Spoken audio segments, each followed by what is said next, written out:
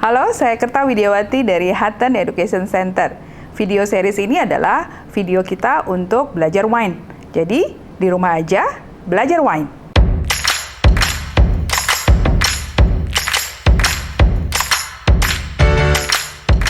Kita akan belajar apa itu wine. Apa itu wine? Pasti banyak sekali yang terbersit di kepala teman-teman ketika pertanyaan itu muncul. Jawaban paling sederhana, wine adalah minuman. Betul ya? Dibuat dari anggur yang difermentasi. Jus anggur yang difermentasi. Kemudian, wine apa lagi ya? Alkohol konten.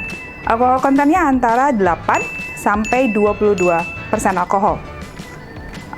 Bisa diminum sebagai minuman atau menjadi teman makan.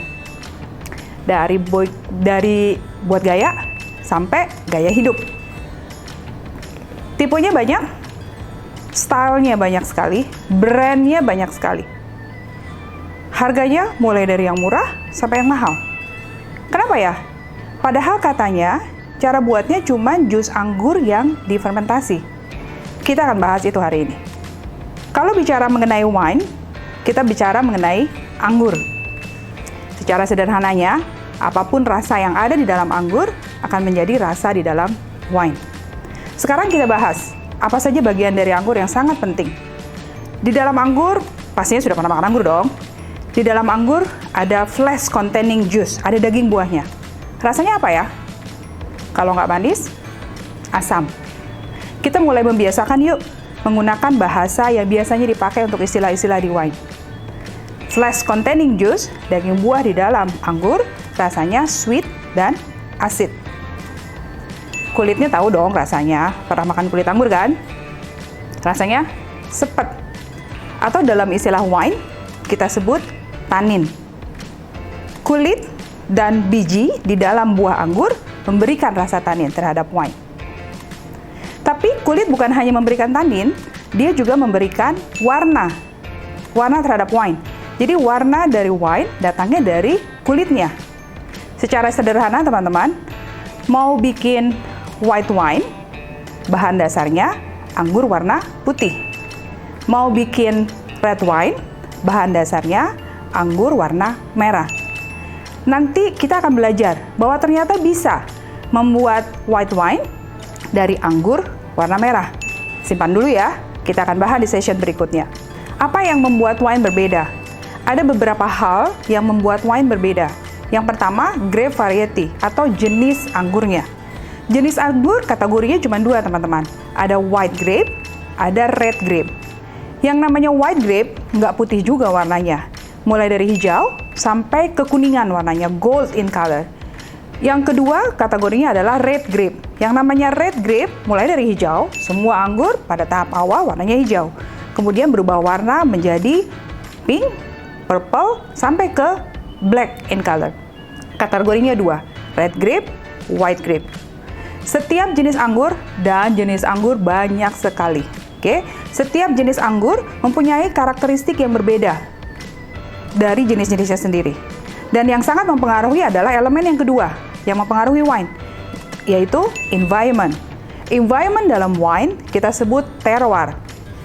Betul, terroir. Oke, yang dimaksud terroir apa sih? Terroir adalah keseluruhan environment yang mempengaruhi di mana anggur itu ditanam. Mulai dari seasonnya berapa season? 4 season atau 2 season? Kemudian ketinggiannya, curah hujannya, jenis tanahnya, influence apa dari terroir tersebut yang mempengaruhi. Contohnya, dapat angin dingin dari laut atau dapat angin dingin dari gunung akan sangat mempengaruhi karakteristik jenis anggur tertentu ketika ditanam di tempat tertentu.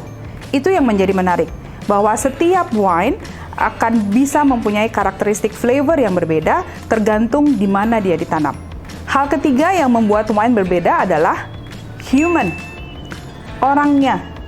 Mulai dari orang yang mengurus perkebunan anggur atau kita sebut vineyard, sampai orang yang membuat wine, kita sebut winemaker. Peranan orang akan sangat besar sekali mempengaruhi style dari wine. Saya kasih contoh ya. Ada dua orang mempunyai dua vineyard. Orang pertama menanam anggur dengan jenis yang sama dengan orang nomor 2. Dua-duanya menanam anggur di environment atau terroir yang sama. Hasilnya pasti sama dong. Ketika hasilnya sama, orang yang pertama memutuskan bahwa apapun hasil yang ada di kebun saya, itu yang akan saya panen atau saya harvest untuk saya jadikan wine. Sementara orang yang kedua memutuskan untuk saya mau memperbaiki kualitas anggur saya. Ada cara lain yang bisa dilakukan? Contohnya, kalau dalam satu batang pohon ada 5 rangkaian anggur, orang yang kedua memutuskan untuk membuang 2 rangkaian anggur dari satu pohon. Kalau yang satu punya pohon anggurnya 5 rangkaian, yang satu lagi hanya punya 3 rangkaian, bisa berbeda nggak sih kualitasnya? Pasti bisa ya. Ingat pelajaran zaman SD deh kayaknya. Fotosintesis. Bagaimana nutrisi akar batang daun akan mensupport ke buah. Dengan membuang 2 rangkaian anggur dari satu batang pohon, kualitas anggur akan jauh lebih baik, dengan catatan kuantitinya akan jauh lebih rendah. Oke, artinya apa? Orang yang pertama nggak perlu melakukan apa-apa. Orang yang kedua bekerja lebih keras karena dia harus potong 2 rangkaian anggur dari setiap batang pohon yang ada di kebunnya. Dapat ya? Oke. So, dari ilustrasi itu sudah terbayang bahwa orang yang kedua mempunyai kualitas anggur yang mungkin jauh lebih baik dibandingkan yang pertama. Setelah itu, orang yang pertama memutuskan untuk membuat wine. Setelah harvest, dia buat wine. Dia mau membuat wine dalam 6 bulan dia bisa jual. Mungkin nggak? Mungkin. Katanya tadi wine dibuat dari fermentasi jus anggur. Artinya, ketika fermentasinya sudah selesai, sudah jadi wine. Dalam 6 bulan, orang yang pertama membuat wine dan menjualnya. Sementara orang yang kedua, dia melihat anggurnya mempunyai kualitas yang baik, mempunyai fondasi yang cukup baik untuk bisa aging lebih lama, diproses lebih lama. Orang yang kedua memutuskan untuk membuat wine, tapi agingnya mau 2 tahun. Boleh ya? Boleh dong, orang winery-nya dia. Dia putuskan untuk membuat dalam 2 tahun. 1 tahun di aging di standard still, 1 tahun lagi di aging di oak barrel. Dari ilustrasi tadi, dari proses produksi, yang satu 6 bulan sudah bisa jual wine-nya. Yang satu wine-nya berproses selama 2 tahun, baru dia bisa jual wine-nya. Dilihat dari ilustrasi tadi, kompleksitas wine-nya pasti jauh berbeda. Pikirkan tentang biaya produksi. Orang pertama, biaya produksinya mungkin lebih rendah. Orang yang kedua, biaya produksinya jauh lebih tinggi. Berpengaruh terhadap harga wine? Pastinya. Yang biaya produksinya lebih rendah, harganya mungkin tidak akan terlalu mahal. Karena kompleksitas wine-nya juga tidak terlalu tinggi. Sementara orang yang kedua mempunyai kompleksitas wine yang lebih tinggi, wine-nya diapresiasi dengan harga lebih mahal. Oke, cukup jelas ya teman-teman? Jadi nanti kalau lihat wine dalam jumlah yang banyak, misalnya lihat rak wine gitu ya, melihat wine-nya dengan style yang banyak, dengan brand yang banyak itu, ada 3 hal yang teman-teman harus pikirkan. Yang pertama, apakah grape variety dari wine tersebut?